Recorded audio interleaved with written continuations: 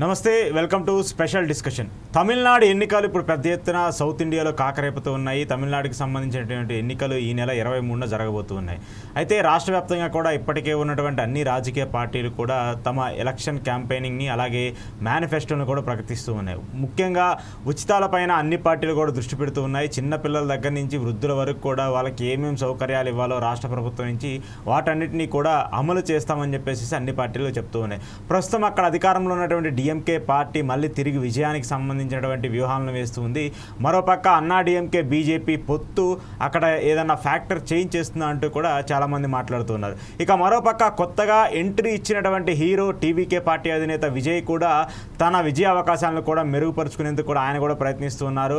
తమిళనాడుకి సంబంధించిన అన్ని అసెంబ్లీ స్థానాల్లో సింగిల్గా పోటీ చేయాలని చెప్పేసి విజయ్ నిర్ణయించుకున్నారు. ఇటీవల వచ్చినటువంటి ప్రీ ఎగ్జిట్ పోల్ సర్వేస్ అన్నీ కూడా దీనికి సంబంధించి కొన్న భిన్న సర్వేలు కూడా ఇస్తూ ఉన్నాయి. అక్కడ ఎవరు కూడా ప్రిడిక్ట్ చేయలేకపోతున్నారు ఎగ్జాక్ట్గా ఏ పార్టీ అధికారంలోకి వస్తుంది అనేది. సో ఒకసారి ఓవరాల్గా చూద్దాము. గత ఎన్నికలకు సంబంధించి గత అసెంబ్లీ ఎన్నికల్లో ఏ పార్టీ ఎన్ని స్థానాలు గెలుచుకుంటూ వచ్చింది ఏంటి అనేది కూడా చూసుకుంటే మొత్తం తమిళనాడులో 234 అసెంబ్లీ స్థానాలు ఉంటే గతంలో అంటే ఈ లాస్ట్ ఎలక్షన్ అసెంబ్లీ ఎలక్షన్స్కి సంబంధించి డిఎంకేకి సంబంధించినటువంటి కూటమి 158 స్థానాల్లో విజయం సాధించుకుంటూ వచ్చింది. దీంట్లో మెజార్టీ స్థానాల్లో 130 సీట్లలో డిఎంకే పార్టీ విజయం సాధిస్తే ఇండియన్ నేషనల్ కాంగ్రెస్ 17 స్థానాలు, వీసీకే 4 స్థానాలు, అలాగే కమ్యూనిస్ట్ పార్టీలు 4 స్థానాల్లో విజయం సాధిస్తూ వచ్చాయి. అయితే మొత్తం 234 అసెంబ్లీ సెగ్మెంట్లు ఉన్నటువంటి తమిళనాడుకి సంబంధించి ఇక్కడ మ్యాజిక్ ఫిగర్ 118గా ఉంది. 118 మ్యాజిక్ ఫిగర్ని ఎవరైతే పొందుతారో వాళ్ళు సింగిల్ లార్జెస్ట్గా అక్కడ ప్రభుత్వాన్ని కూడా ఏర్పాటు చేయడానికి అవకాశం ఉంటుంది. ఇక మరోపక్క ప్రతిపక్ష పార్టీలుగా ఉన్నటువంటి అన్నా డిఎంకే చూసుకుంటే గత ఎన్నికలకు సంబంధించి అన్నా డిఎంకే కూటమి మొత్తం 67 స్థానాల్లో విజయం సాధించుకుంటూ వచ్చింది. అన్నా డిఎంకే పార్టీ మొత్తం 60 సీట్లలో విజయం సాధిస్తే బీజేపీ 4, పీఎంకే 3 స్థానాల్లో విజయం సాధించుకుంటూ వచ్చింది. ఇతరులు 7 స్థానాల్లో విజయం సాధించుకుంటూ వచ్చారు. సో ఓవరాల్గా గత ఎన్నికలకు సంబంధించి చూసుకుంటే ఎక్కడా కూడా ఎలాంటి డౌట్ లేకుండా డిఎంకే తన మ్యాజిక్ ఫిగర్ని రీచ్ అవుట్ అవుతూ ఖచ్చితంగా అక్కడ 5 ఏళ్ల పాటు ఎలాంటి ఇబ్బందులు లేకుండా కూడా ప్రభుత్వాన్ని ఏర్పాటు చేసుకుంటూ వచ్చింది. ఇప్పుడు మరోసారి స్టాలిన్ నేతృత్వంలో అక్కడ ఎన్నికలకు కూడా వెళ్ళబోతుంది. సో ఇలాంటి పరిస్థితిలో కొత్తగా పొలిటికల్ ఎంట్రీ ఇచ్చినటువంటి టీవీకే పార్టీ అధినేత విజయ్ అక్కడ ఏమైనా కొత్త ఫ్యాక్టర్ని ప్లేస్ చేస్తాడా? ఎందుకంటే విజయ్కి అక్కడ కొత్తగా ఓట్ బ్యాంక్ ఉంటుందంటూ కూడా చెప్తున్నారు. యంగ్ పొలిటీషియన్స్ని కావచ్చు, లేదంటే యంగ్ యూత్ అంతా కూడా విజయ్ అట్రాక్ట్ చేస్తారు.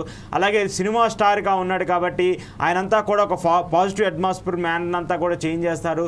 ఇక్కడ ఉన్నటువంటి డిఎంకే నెగిటివ్ ఓట్లను కావచ్చు, అలాగే అన్నా డిఎంకేకి సంబంధించిన అసంతృప్తి ఓట్లను కావచ్చు, వీటన్నిటినీ కూడా విజయ్ యాక్సెప్ట్ చేస్తారంటూ కూడా చాలా సర్వేలు చెప్తున్నాయి. సో ఈ నెల 23 జరగబోతున్నటువంటి ఎన్నికలకు సంబంధించి తమిళనాడు ప్రజలు ఎలాంటి ఫ్యాక్టర్ని ప్లేస్ చేసే అవకాశం ఉంటుంది, అలాగే ఉచితాల వల్ల ఆ రాష్ట్రానికి కావచ్చు, ఆ రాష్ట్ర ఆర్థిక పరిస్థితికి కూడా ఏమన్నా ఇబ్బందులు వచ్చే అవకాశాలు ఉంటాయా? సో ఈ అంశాల గురించి మాట్లాడదాము. నాతో పాటు శర్మ గారు పార్టిసిపేట్ చేస్తున్నారు, ఆయనతో మాట్లాడదాం. శర్మ గారు నమస్తే.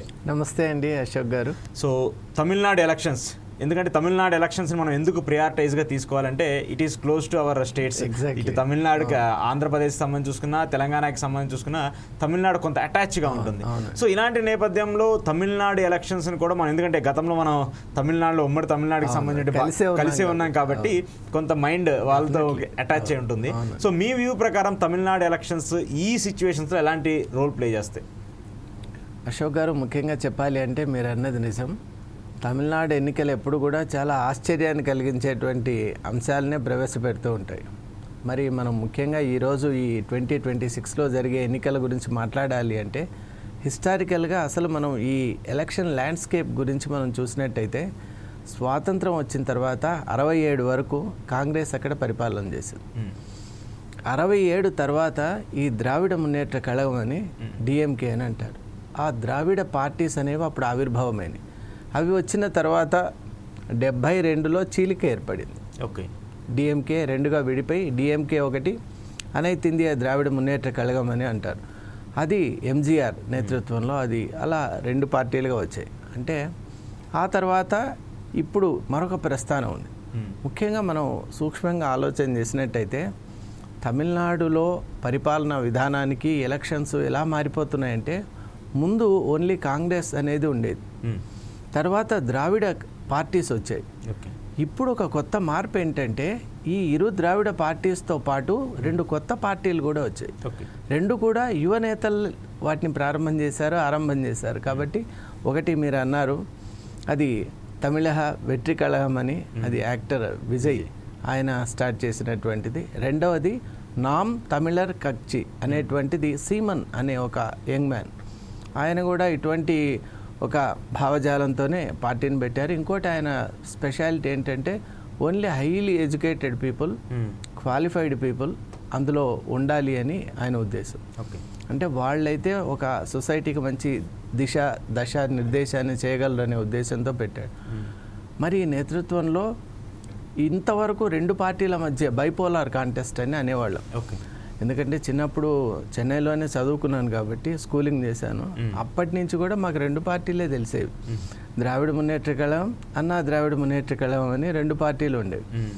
మరి అక్కడ ముఖ్యంగా ఒకసారి వీళ్ళు గెలిస్తే ఇంకోసారి వాళ్ళు గెలిచేవారు. కంటిన్యూస్గా ఎవరు ఉండరు. అసలు ఇప్పుడు ఈసారి స్టాలిన్ కూడా ఒక పెద్ద ఛాలెంజ్ అనే చెప్తున్నారు. అదేంటంటే కరుణానిధి గారు 5 times ఆయన పవర్లోకి వచ్చినా కూడా ఏ ఒక్కసారి కూడా కాన్సిక్యూటివ్గా గెలవలేదంట. కంటిన్యూగా అంటే బ్యాక్ టు బ్యాక్ గెలవలేదు. మరి ఇప్పుడు స్టాలిన్ గారు ఏమైనా దాన్ని బ్రేక్ చేస్తారా ఈసారి? ఎందుకంటే ఇప్పుడు పవర్లో ఉన్నారు కాబట్టి నెక్స్ట్ ఎలక్షన్ గెలిస్తే కరుణానిధి గారు సాధించలేని ఒక ఫీట్ని కూడా వీరు సాధించినట్టు అవుతుంది. మరి మనం అనుకున్నట్టు ఈ బైపోలార్ ఇప్పుడు ఏమైందంటే మల్టీ కార్నర్ కాంటెస్ట్గా మారిపోయింది. ఓకే, ఇప్పుడు అందరి దృష్టి ఎలా ఉందంటే పొలిటికల్ సర్వేస్ కూడా సరిగా చేయలేకపోవడానికి కారణం ఇప్పుడు వచ్చినటువంటి 2 parties, అంటే విజయ్ గారు స్థాపించినటువంటి పార్టీ కానీ సీమన్ స్టార్ట్ చేసిన పార్టీ కానీ ఎవరి ఓట్ షేర్ను బ్రేక్ చేస్తాయి, ఓకే, ఫ్రాగ్మెంట్ చేస్తాయి, లెసన్ చేస్తాయి అనేటువంటి దాని మీద మొత్తం అటెన్షన్ ఉంది. ఎందువల్ల అంటే మీకు తెలుసు తమిళనాడు ఎన్నికలంటేనే ఉచితాలు విపరీతంగా ఉంటాయి. కాబట్టి వీళ్ళలో ఇప్పుడు ఈ కొత్త ఎంట్రన్స్ ప్లే చేసేటువంటి పార్ట్ని బట్టి మిగతా ఎలక్షన్ రిజల్ట్ ఉంటుందని నేను భావిస్తాను. ఓకే, అంటే ఇక్కడ ఒక ఫ్యాక్టర్ సార్, ఎందుకంటే ఉచితాలు అనేది కూడా ప్రతి పార్టీ అనౌన్స్ చేయాల్సింది, అదొక తప్పని పరిస్థితిగా అయిపోయింది. ఎందుకంటే మేము మంచి చేస్తామన్నా కూడా ప్రజలు ఓట్లు వేసే సిచ్యువేషన్లో వాళ్ళు లేరు, మేము డబ్బులు ఇవ్వకుండా ఏమి ఇవ్వకుండా మంచి చేస్తామని చెప్పే సిచ్యువేషన్లో రాజకీయ నాయకులు కూడా లేరు. కాబట్టి ఇక్కడ ఒక 2-3 మేజర్ ఫ్యాక్టర్స్ సార్ మీరు చెప్పినటువంటి వాటిని చెక్ చేసుకుంటే మనం ఇక్కడ ఒకటి, ఫస్ట్ ఆఫ్ ఆల్ విజయ్ అనేటువంటి వ్యక్తి హీఈస్ సినిమా స్టార్, అక్కడ మంచి పాపులారిటీ ఉన్నటువంటి వ్యక్తి, అందులో కూడా దళిత్ బ్యాక్గ్రౌండ్ ఉన్నటువంటి వ్యక్తి. సో ఈ నేపథ్యంలో ఈ ఓట్ బ్యాంక్ని ఏమన్నా విజయ్ చేంజ్ ఓవర్ చేస్తారు? ఎందుకంటే ఇప్పటి వరకు కూడా రాజకీయం అంతా కూడా 2 పార్టీల మధ్య జరుగుతుంది.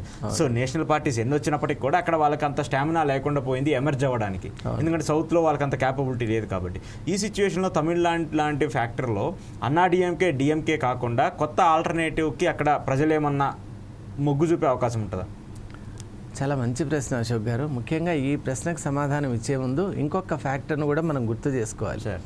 అదేంటంటే ఈ ద్రావిడ మున్నేట్ర కళగం ఇవి ఉన్నప్పుడు ఎప్పుడు కూడా తమిళనాడు అంటే మాకు బాగా క్లోజ్డ్గా ఉండేది. ఓకే, అంటే అక్కడ ఈ నేషనలిస్టిక్ దానికంటే కూడా రీజనల్గా మనం ఏంటి, మన అవసరాలు ఏంటి, వాటికి మనం ఎలాంటి చర్యలు తీసుకోవాలి, వాటి మీద ఎక్కువ ఫోకస్ పెట్టేవాడు. తమిళ ఐడెంటిటీ మీద అక్కడ ఎక్కువ ఇంపార్టెన్స్ ఉండేది. ఎవరైతే వాళ్ళ ఎమోషనల్ ఎలిమెంట్ని టచ్ చేయగలుగుతారో వాళ్ళు సక్సెస్ అయ్యేవాడు. మరి ఈ నేతృత్వంలో ఇప్పుడు కొత్తగా మరి ఒక ఫ్యాక్టర్ కూడా ఉంది. అదేంటంటే నేషనల్ పార్టీస్ వచ్చి వీటిని కలిసాయి. ఇప్పుడు మామూలుగా వాటి పని అవి చేసుకుంటూ ఉంటే కొత్తగా వచ్చిన పార్టీలు ఎలా అంటే కాంగ్రెస్ పోయి డిఎంకేను పట్టుకునింది, అలాగే బీజేపీ వచ్చి ఏఐఏడిఎంకేను పట్టుకునేది, జత కలిసాయి. మరి కోalition ఏర్పడిన తర్వాత కొత్త పుంతలు దొక్కుతూ ఉంది తమిళనాడు మొత్తం రాజకీయం కూడా. ఇంతవరకు వాళ్ళు ఇచ్చినటువంటి హామీలు వాళ్ళ రాష్ట్రం వరకే ఉండేవి. ఇప్పుడు నేషనల్ పర్స్పెక్టివ్లో, నేషనల్ ఒక వైడ్ ఎండ్ స్కోప్లో వాళ్ళు మాట్లాడవలసి వస్తుంది, ఆలోచించవలసి వస్తుంది, అలాగే అటువంటి అంశాలను కూడా ప్రవేశపెట్టవలసి వస్తుంది. కాబట్టి ఈ ఫ్యాక్టర్ని ఎప్పుడైతే మనం దృష్టిలో పెట్టుకుంటామో ఈ వైడ్ ఎండ్ స్పెక్ట్రంలో ఉన్నప్పుడు ఈ పార్టీలు ఎలా బిహేవ్ చేస్తాయి, దానికి ఈ కొత్తగా తోడైన ఈ 2 పార్టీలు వచ్చి ఎలా అంటే మీరు అన్నది ఒకటి నిజం. విజయ్ అనే అతను యాక్టర్ కాబట్టి న్యాచురల్గానే తమిళనాడులో మీరు ఒకటి చూస్తే ఎంజీఆర్ కూడా యాక్టరే కదా, తర్వాత జయలలిత గారు కూడా యాక్టరే. కాబట్టి అక్కడ ఒక రకంగా చెప్పాలంటే యాక్టర్స్ వేవ్ అనేది ఉంది. ఎవరైతే సరిగా ఒక ప్రజలతో కనెక్ట్ కాగలుగుతారో అటువంటి యాక్టర్కు మంచి ఫ్యూచర్ ఉంది అని కూడా చెప్తారు. ఆ ట్రెండ్ మన తెలుగు రాష్ట్రాల్లో కూడా మనం చూసాం. ఎన్టీఆర్ గారు, అలా ఇప్పుడు పవన్ కళ్యాణ్ గారు కూడా వచ్చారు. కాబట్టి ఈ సదర్న్ స్టేట్స్లో యాక్టర్స్కి బాగా ఉంది. ఆ విధమైనటువంటి ఒక ప్లస్ పాయింట్ అతనికి ఉంది. అలాగే అతను నిలబడే నియోజకవర్గం కూడా మద్రాసులో పెరంబూర్ అని అంటాం. అవును. అంటే ఐసీఎఫ్ ఏదైతే ఉందో అంటే అది మిడిల్ క్లాస్ కంటే కూడా ఒక రకం తక్కువ వాళ్ళు, లోయర్ మిడిల్ క్లాస్ అని. ఇంకోటి అక్కడ ఉన్నటువంటి వాళ్ళు ఎలా అంటే మనిషిని బట్టి ఓటేసే తత్వం అక్కడ. మనిషి నచ్చాడే ఇంకా వాళ్ళకి వేరే పెద్దగా ప్రాతిపదిక మీరు అన్నట్టు ఉచితాలు ఎలాగో ఉంటాయి కాబట్టి అలా చూస్తే విజయ్కి అది చాలా బెస్ట్ ప్లేస్ అని అనిపిస్తుంది. అది కాకుండా ట్రిచి దగ్గర కూడా ఆయన అంటే రెండు స్థానాల్లో పోటీ చేస్తుంది. మరి స్టాలిన్ గారేమో ఎప్పుడు కొళత్తూరు అని ఉంటుంది. కొళత్తూరు అంటే ఇంకా ఆయన డెఫినెట్గా ఇంకా అడ్డా అన్నట్టు ఆయన విక్టరీ అనేది అక్కడ. అలాగే వాళ్ళ అబ్బాయి ఉదయనిధి స్టాలిన్ కూడా ఆయన తిరువళ్ళకేని అంటే ట్రిప్లికేన్ అని మనం అంటాం. అంటే చేపాక్ ట్రిప్లికేన్ అది ఒక కాన్స్టిట్యుయెన్సీగా ఇప్పుడు పెట్టారు. మరి ఆ కాన్స్టిట్యుయెన్సీలో అతను కొంత పోటీ అయితే అక్కడ ఉంది అతను. ఇక అలాగే మనం ఏఐఏడిఎంకే కనుక చూసినట్టయితే ఇప్పుడు నేతృత్వం వహిస్తున్నటువంటి ఈయన పళనిస్వామి ఎవరైతే ఉన్నారో ఆయన ఎడప్పాడి అనేటువంటి కాన్స్టిట్యుయెన్సీ అది కూడా షూర్ సక్సెస్ అని మనం చెప్పుకోవచ్చు. ఇలా మనం చూసినట్టయితే ఈ నేతలందరూ కూడా సేఫ్ ప్లేసెస్లో నిలబడి ఎటువంటి రిస్క్ తీసుకోకుండా కంటిన్యూయేషన్ వైపే దృష్టి సారిస్తున్నారు. అలాగే ఇంకా ఇప్పుడు ఈ కొత్తగా వచ్చిన పార్టీల్లో వీళ్ళు యూత్ను మీరు అన్నట్టు బాగా అట్రాక్ట్ చేశారు. మనకు తమిళనాడులో కొన్ని సిటీస్ ఉన్నాయండి. ఇప్పుడు అపార్ట్ ఫ్రమ్ చెన్నై, కోయంబత్తూర్ ఒకటి ఉంది, సేలం, ధర్మపురి, అలాగే మదురై, ఇవన్నీ కూడా పెద్ద పెద్ద సిటీసే. మరి అక్కడ ఉన్నటువంటి యూత్ ఫాలోయింగ్ ఈయనకు చాలా ఎక్కువ ఉంది విజయ్కి. అలాగే మనకు కొన్ని ట్రెడిషనల్ సిటీస్ ఉన్నాయి, తంజావూర్ అని, అలాగే మనకు మద్రాస్ దగ్గర ఉన్నటువంటి కొన్ని ప్రాంతాలంతా కూడా సీమన్కు బాగా సపోర్ట్ చేస్తుంది. మళ్ళీ తూతుక్కుడి అని మనము చుటికోరిన్ అని అంటాం, కన్యాకుమారి అటువైపు అంతా కూడా సీమన్కు బాగా సపోర్ట్ ఉంది. మరి ఈ వర్గాల్లో వీళ్ళు చేసేటువంటి ఎయిమ్ ఎలా ఉంటుంది, అలాగే ఇవి వెళ్ళి ఆ డిఎంకే పార్టీని టచ్ చేయగలవా, లేక ఏఐఏడిఎంకేలో ఎలా ఉందంటే కొంత మనం నిన్న వెస్ట్ బెంగాల్లో చూసినట్టు కొంత అంతర్గత కలహాలు ఉన్నాయి ఇక్కడ కూడా. ఈ మధ్య కాలంలో పన్నీర్ సెల్వంను కూడా తెచ్చి కలిపేశారు మెల్లగా పొత్తు పెట్టుకొని. కాబట్టి అవన్నీ కూడా వాటి ఇంకొకటి శశికళ గారు కూడా షాడో రోల్ ప్లే చేస్తున్నారనేటువంటి విషయం కూడా నిజమే. ఆమె తేవార్ కమ్యూనిటీ అనే కమ్యూనిటీ నుంచి వచ్చారు. ఆ తేవార్ కమ్యూనిటీ అనేది చాలా లార్జ్ కమ్యూనిటీ కాబట్టి డెఫినెట్లీ ఆమె ఇన్ఫ్లుయెన్స్ కూడా చాప కింద నీరులాగా అని మనం అంటాం కదా తెలుగులో, అలాంటి ఒక ప్రభావం కూడా ఉండొచ్చు. కాబట్టి తమిళనాడులో నిజంగా చెప్పాలంటే ఈసారి ప్రెడిక్ట్ చేయడం అనేది కొంత కష్టంగా, చాలా కష్టతరంగా ఉంది. ఇక్కడ యాంటీ ఇన్కంబెన్సీ అనేది తమిళనాడులో చాలా ఎక్కువ. ఒక టర్మ్ అయిపోయిందంటే ఇంకా ఫిక్స్డ్ అనమాట, వాళ్ళు రిటైర్ అయ్యి నెక్స్ట్ వస్తున్నారని. మరి ఆ ట్రెండ్ను బ్రేక్ చేసి స్టాలిన్ గారు ఏమైనా తమ వ్యూహాలతో నిలబెట్టుకోవాలి. మరీ ముఖ్యంగా ఏమైందంటే ఈ మధ్యకాలంలో కొన్ని కరప్షన్ కేసెస్ వచ్చాయి స్టాలిన్ అండ్ వాళ్ళ క్యాబినెట్ మినిస్టర్స్ మీద, ఫ్యామిలీ మెంబర్స్ మీద. అలాగే ఉదయనిధి మారన్ ఏవైతే కొన్ని కాంట్రవర్షియల్ స్టేట్మెంట్స్ చేశారో. ఇప్పుడు మతం అనేటువంటిది ప్రజల యొక్క అభిమతం. మనం ప్రతి మతాన్ని కూడా గౌరవించే ఒక భావన కలిగి ఉన్న వాళ్ళం. ఇండియాలో సెక్యులర్ కంట్రీ కాబట్టి మనం ప్రతి మతాన్ని గౌరవించాలి. అలాగే నాకు ఏ మతం లేదు అన్నవాడిని కూడా మనం గౌరవించాలి. అది సెక్యులర్ కంట్రీ అంటే మనం స్పిరిచువల్ ఇంట్రెస్ట్ని ఎప్పుడు కూడా డిక్లైన్ చేయకూడదు అంటారు లా ప్రకారం. మరి ఆ నేపథ్యంలో ఉదయనిధి మారన్ కొన్ని స్టేట్మెంట్స్ ఆయన వ్యక్తం చేసినటువంటివి హిందూ సమాజం బాగా వాటిని ఇబ్బంది పడింది. మరి వాటి ఎఫెక్ట్ ఏమైనా ఉంటుందా? ఎందుకంటే ఆయన నిలబడే కాన్స్టిట్యుయెన్సీ ట్రిప్లికేన్ అనేది హిందూ డామినేటెడ్, సనాతనలు ఎక్కువ ఉండే ప్లేస్ అది. అక్కడ పార్థసారథి టెంపుల్ అని మీరు వినే ఉంటారు. చెన్నైలో 2 పెద్ద టెంపుల్స్ ఉంటాయి. ఒకటి మైలాపూర్లో ఉన్నటువంటి కపాలీశ్వర టెంపుల్, రెండోది ట్రిప్లికేన్లో ఉన్నటువంటి పార్థసారథి టెంపుల్. ఈ 2 ట్రెడిషనల్ టెంపుల్, శివ విష్ణు అని. అప్పట్లో శివ విష్ణు అనే ఒక ఇది కూడా ఒక వచ్చేది. అలా ఇతను నిలబడినది ఆ రిలీజియస్ ప్లేస్లో కాబట్టి మరి ఈసారి ఎటువంటి తీర్పిస్తారనేది కూడా ప్రజలు వేచి చూస్తున్నారు. ఓవరాల్గా విజయ్స్ ఆ ముద్ర ఎలా ఉంటుంది అని కూడా ప్రతి ఒక్కరు కూడా అనలిస్ట్ కూడా ఉత్సాహంగా చూస్తున్నారు. ఎందువల్ల అంటే ఆయన చెప్పే విధానం చాలామంది మనం సభల్లో చూసాం. అసలు స్టాంపీడ్ జరగడం, చాలామంది మృతికి గురి కావటం, వీటన్నిటిని ఇంకొక యాంగిల్లో చూస్తే ఆయనకి ఎంత క్రేజ్ ఉంది అనేది కూడా మనకు తెలుస్తుంది. కానీ ఇక్కడ ఒక ఫ్యాక్టర్ సార్, ఇక్కడ మెయిన్గా చూడాల్సింది బీజేపీకి సంబంధించిన ఫ్యాక్టర్. ఎందుకంటే బీజేపీ సౌత్లో ఇన్వాల్వ్ అవ్వాలని చెప్పి చాలా ప్రయత్నిస్తుంది, కానీ వాళ్ళు సక్సెస్ కావాలి. ఎక్సెప్ట్ బెంగళూరు మినహాయిస్తే, అంటే కర్ణాటక మినహాయిస్తే ఎక్కడా కూడా వాళ్ళు లీడ్ అవ్వలేకపోయారు. బట్ తమిళనాడుని మాత్రం ఎప్పటి నుంచో గ్రాప్ చేయాలని చెప్పేసి వాళ్ళకి ఆలోచనలు ఉంటారు. అలా అందుకే ఈరోజు ఏడీఎంకేతో పొత్తు పెట్టుకున్నారు. మోస్ట్లీ వాళ్ళతో పాటు ఈరోజు 40 to 60% ఆఫ్ సీట్స్లో కూడా వాళ్ళు ఏదో కంటెస్ట్ చేయబోతున్నట్టు కూడా మనకు తెలుస్తుంది. సో ఈ నేపథ్యంలో బీజేపీ ఏమన్నా అక్కడ కొత్తగా, అంటే పార్లమెంట్ ఎన్నికల్లో వాళ్ళు పెద్దగా సక్సెస్ కాలేదు, బట్ ఈసారి సక్సెస్ అవుతారంటూ కూడా ఒక చర్చ జరుగుతుంది. ఆ పాసిబిలిటీ ఏమైనా ఉంటుందా? డెఫినెట్లీ అశోక్ గారు, ఎందువల్ల అంటే మీరు అన్నది చాలా కరెక్ట్. బీజేపీ గురించి మనం మాట్లాడుకోవాలి ఈసారి. ముఖ్యంగా మీరు ఒకటి గమనిస్తే మన వైస్ ప్రెసిడెంట్ గారు కూడా తమిళనాడు నుంచే వచ్చారు. ఆ ఫ్యాక్టర్ మనం మర్చిపోరాదు. అది ఎందుకు జరిగిందని కూడా అందరికీ తెలుసు. ఎందువల్ల అంటే తమిళనాడు విషయంలో బీజేపీ అనేది కృతనిశ్చయంతో ఉంది.